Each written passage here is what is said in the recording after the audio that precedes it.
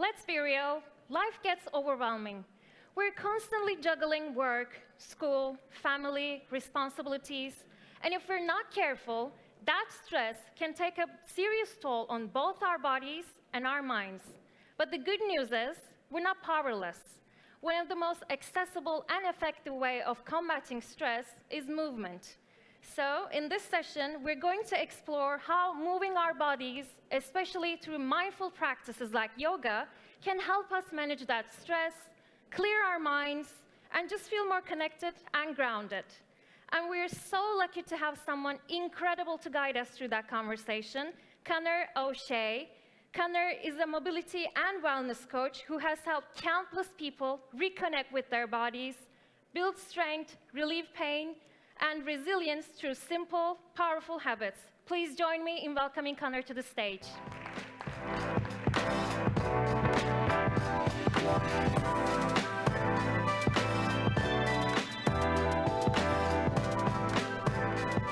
Hey everyone, before I jump into my talk today, first of all I want to thank the amazing organizers of today's event, the incredible event venue, and most of all, this is the very end of the day.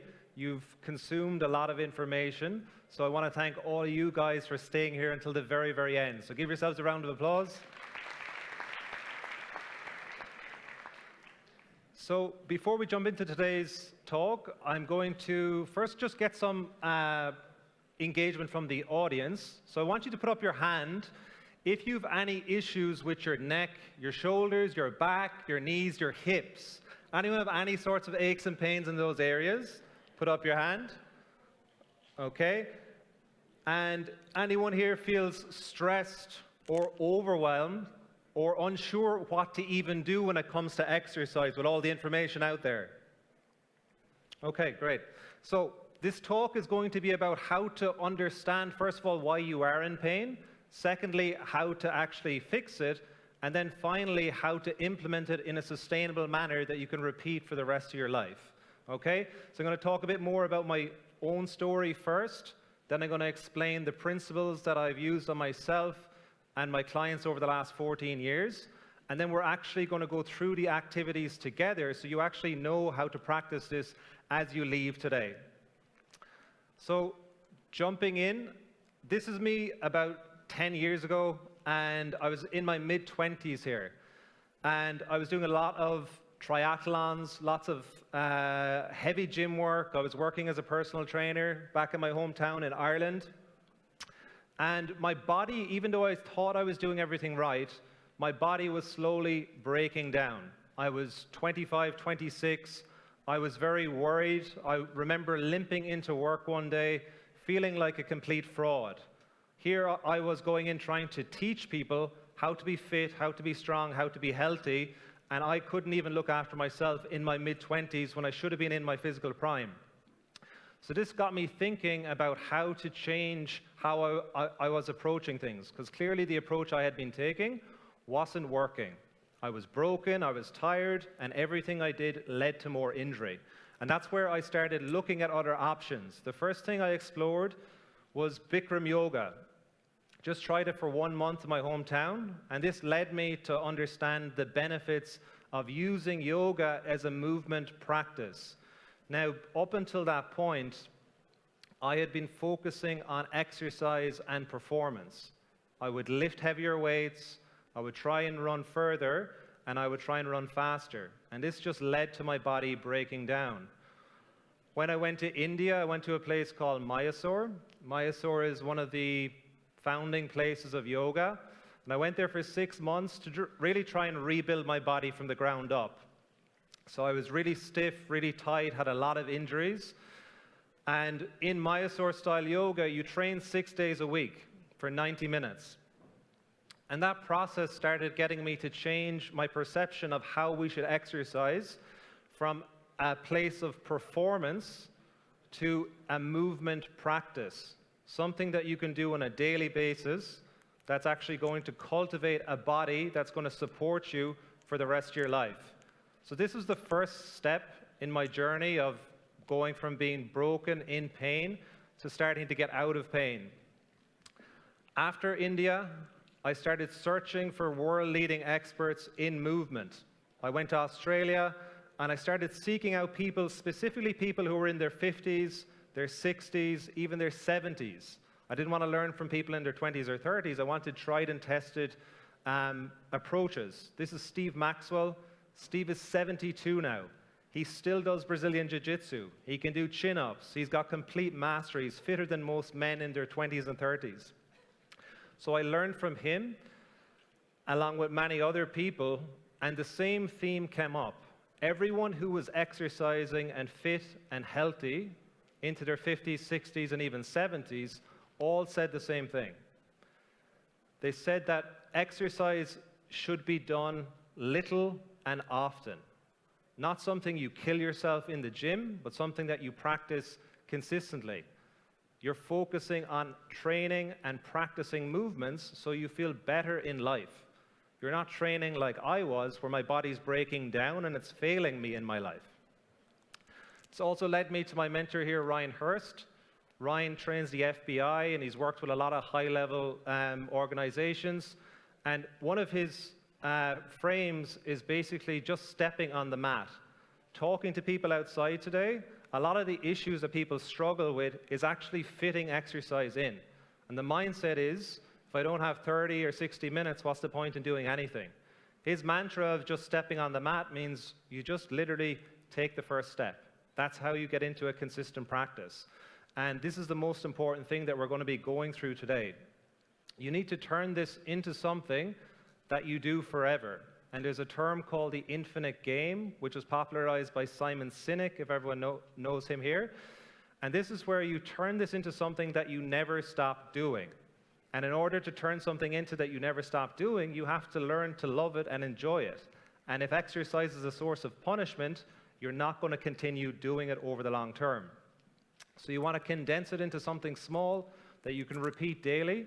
And then you also want it to be something that gives you joy, that makes you feel better, not something that makes your back sore or your knees painful. What I also found when I exercised more frequently was that my mental health improved dramatically. Before I was doing 3 to 4 sessions and I would find that I was very fatigued, very tired, and my mood wasn't good.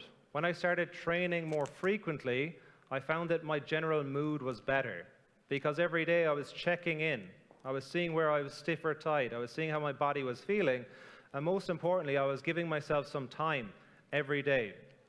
This is a massive benefit of turning exercise into something consistent. Now, who here struggles with being consistent with any sort of a movement practice? Put up your hand if you feel it's something that you struggle to be consistent with. Okay. So I just want you to look at the chart here, auto-regulation versus constant maximal effort. You have 2 lines. The dotted line is where most people follow when it comes to following a movement practice or an exercise practice. What happens is you haven't done anything for many months or maybe even many years. And as a result of stopping and not doing anything, you feel a lot of pressure to push yourself really hard and make up for all of your lost time. So you follow that dotted line, you push yourself for maybe 4 weeks, 8 weeks, maybe even 12 weeks, and then life happens. You can't sustain it because what you're doing is very, very challenging, the diet is restricted, the workouts are really difficult, and then all of a sudden you pick up an injury, you go traveling, you come to an event like this, and you lose momentum. Then all of a sudden you go from doing everything perfectly to 0, and then you lose the momentum again for 1, 2, 3 months or even 1, 2, 3 years.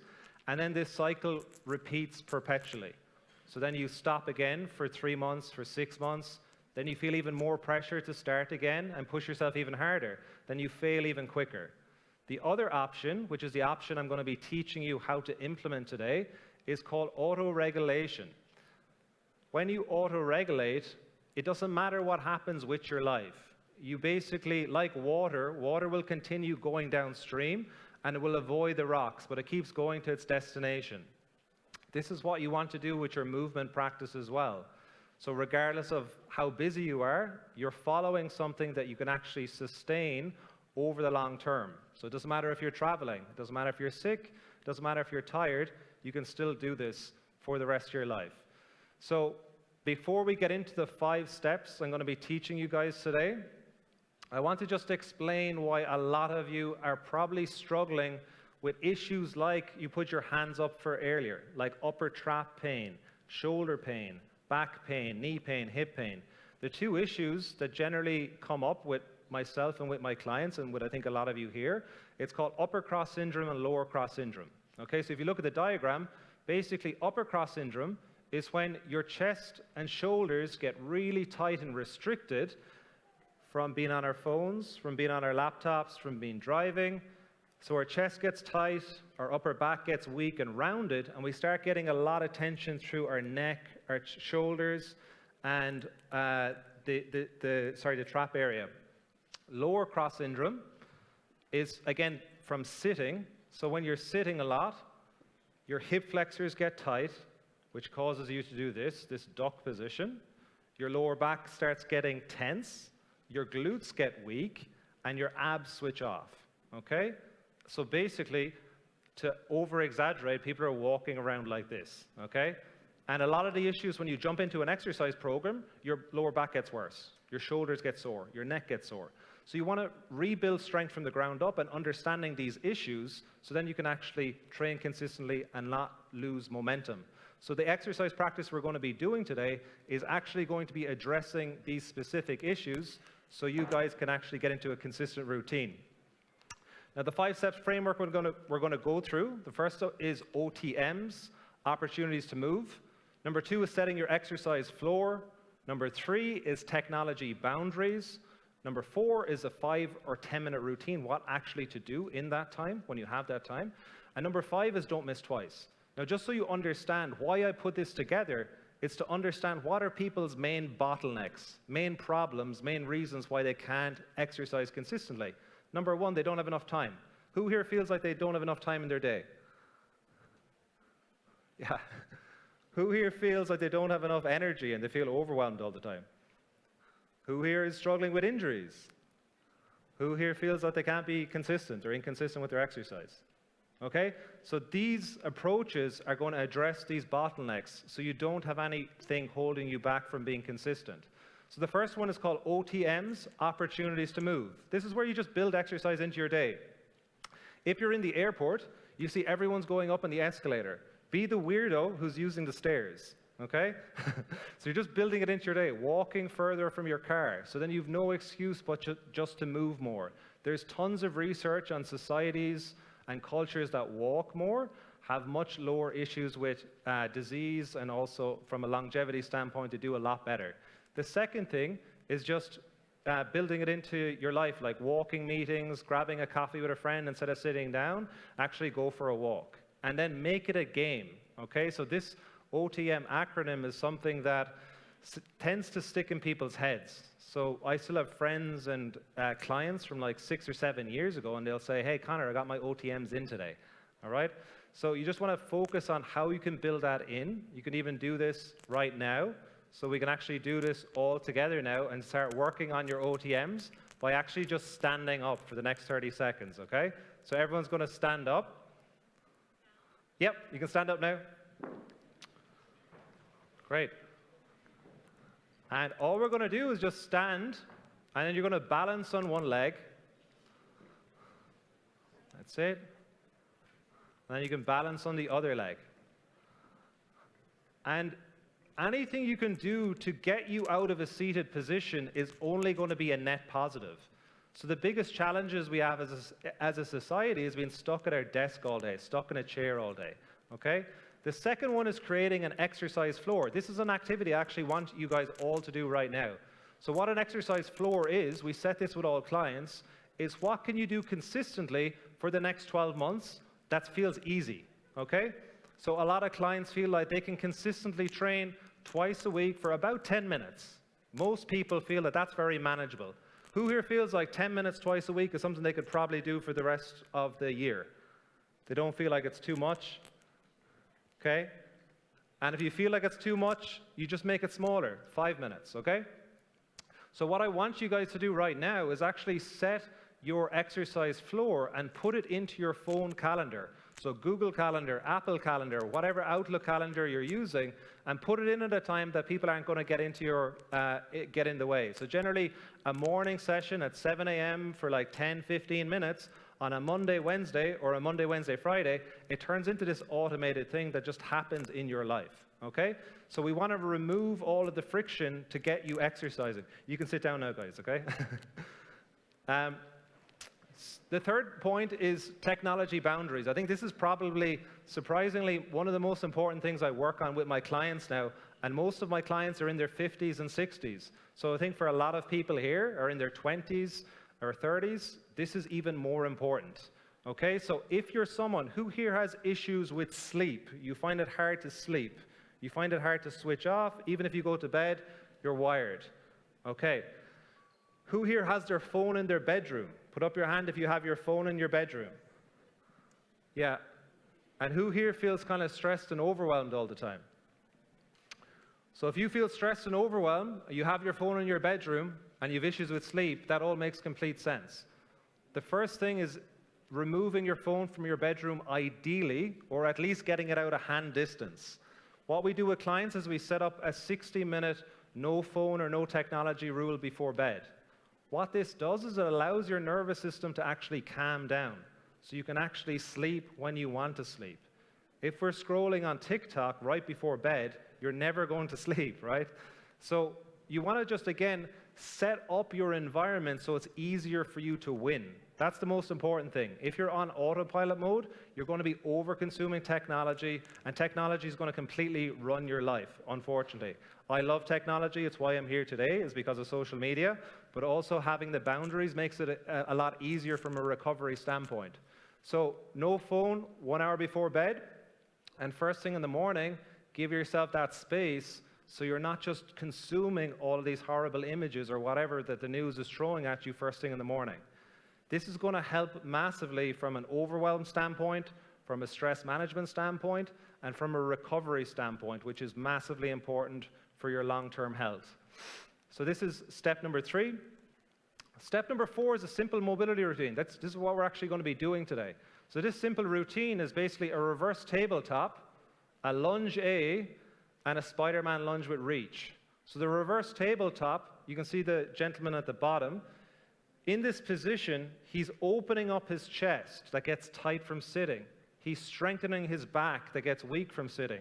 He's also strengthening his glutes from sitting, and he's opening up the front of his hips.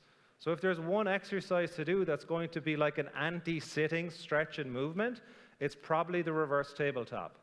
The second exercise is the lunge A, which is a hip flexor stretch. So this is a great exercise to do because it opens up the front of the hip that gets very tight from sitting, and it helps with lower back issues as well if you guys have a stiff lower back.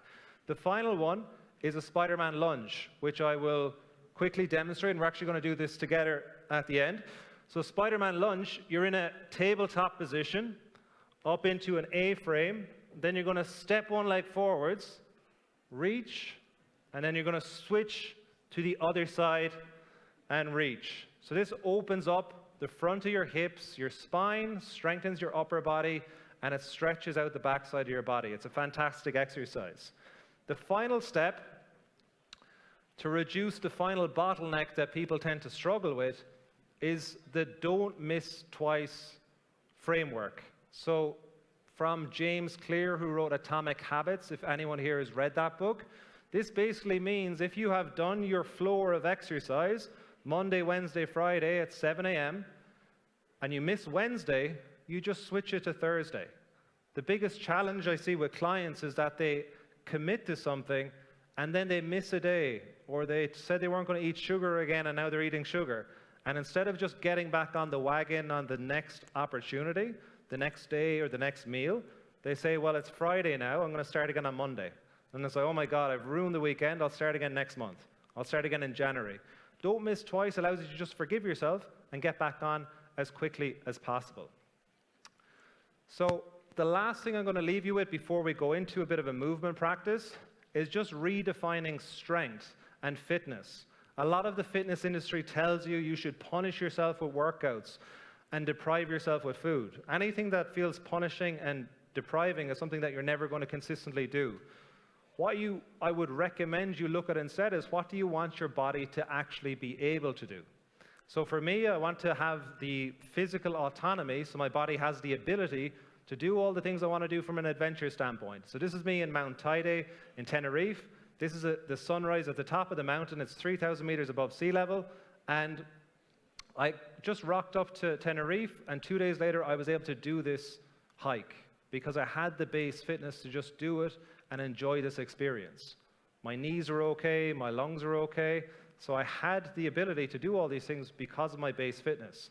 Now for you, it mightn't be doing something like climbing a mountain, but maybe you work 10 hours a day, and for 10 hours a day, you've got crippling neck pain that's making you hate your job. So for you, your exercise is to alleviate that tension so you can actually enjoy your job, be productive, and not be stressed out of your mind because of that pain. Okay? So just getting really clear, like exercise is the tonic that's going to alleviate a lot of the issues that we struggle with in modern life. So the last thing, guys, is exercise or movement or motion is medicine. Start small, stay consistent, and remember, you don't have to exercise, you get to exercise. This is a really important frame as well. If you lost a limb tomorrow, you'd wish you were being consistent with your exercise practice. So guys, we're going to go into a movement practice now for about 10 minutes. And what I'd like to do is maybe find a place that you have more space. And before we get into it, I'm just going to get everyone to high five the person right beside them, okay? So high five the person beside them. That's it. And on the other side as well, high five person behind you, person in front of you. Great. And yeah, we're going to come down, give yourself some space because we're going to get into the movement routine now, okay? So there's lots of space here, move across to do the exercise. And if you guys over here maybe move across so there's more space, we can get into the movement routine.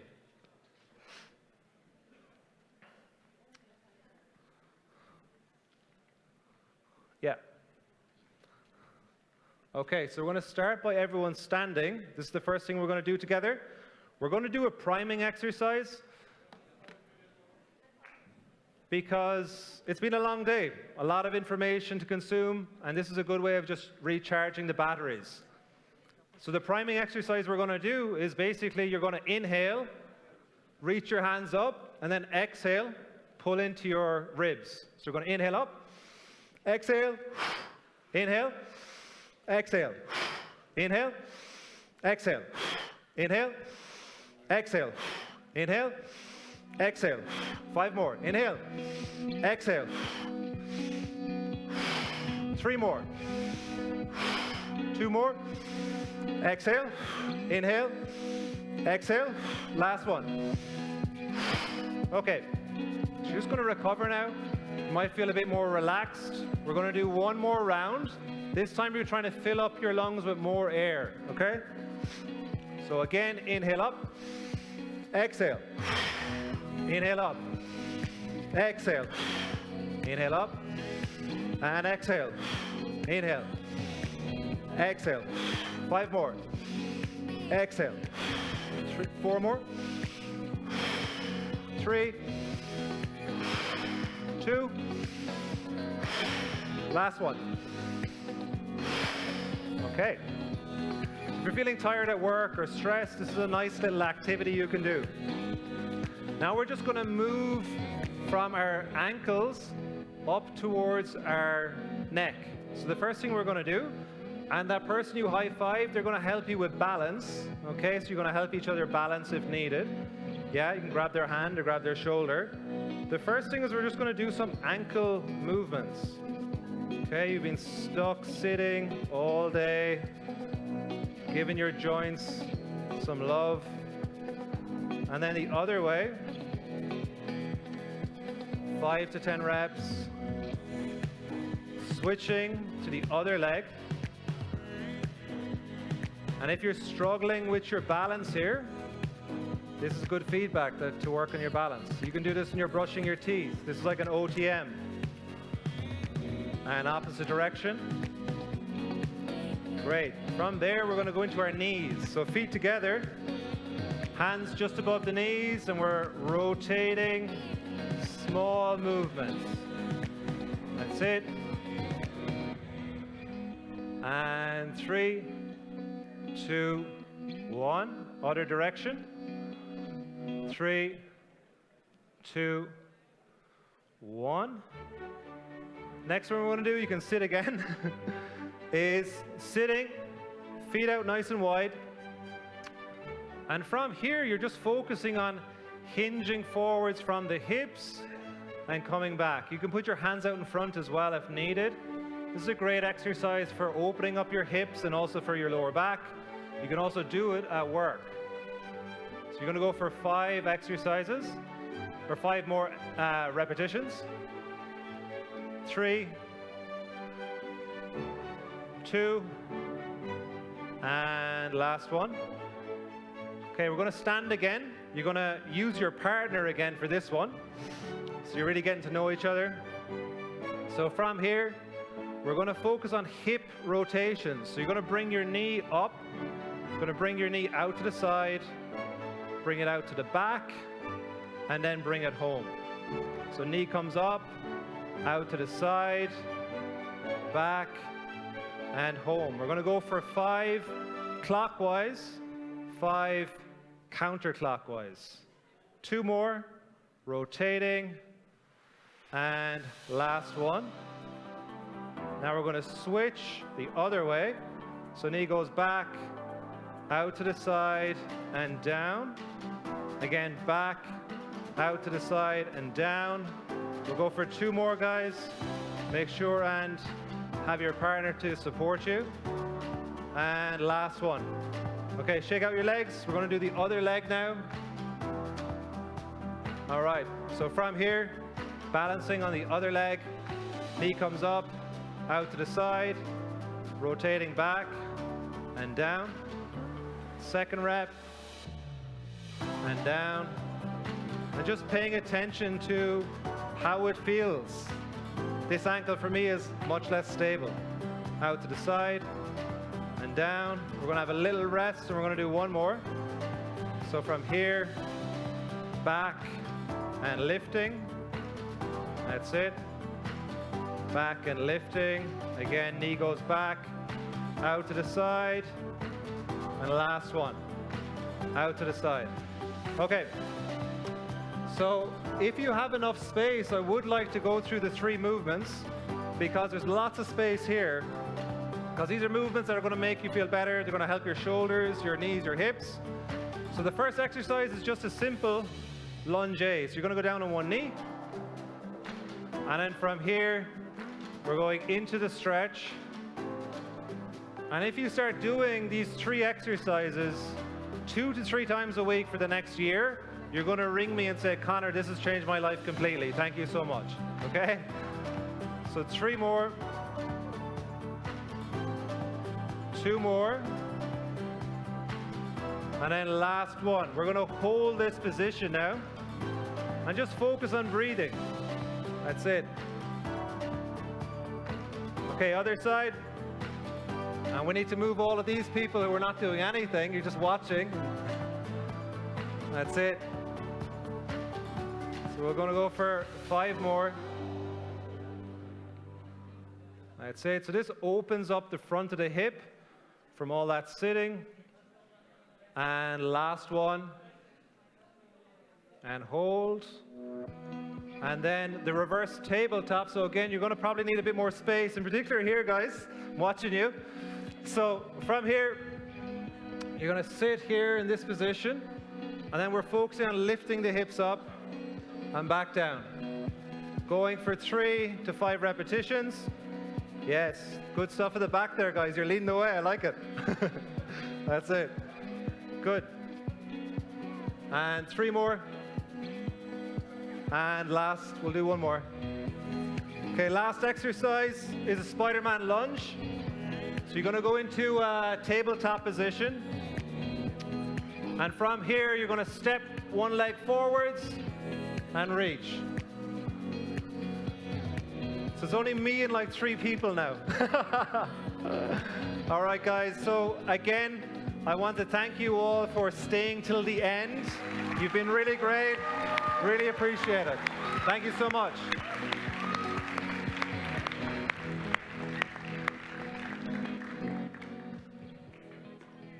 You were doing it. That's good. Thank you. Cheers. All right. I think we're all leaving here with a bit more clarity on how to approach movement and stress with intention and care. And with that, that's a wrap on Next 2025. So on behalf of the entire team, I would like to thank you for participating, for being here, for engaging, and for being part of these important conversations.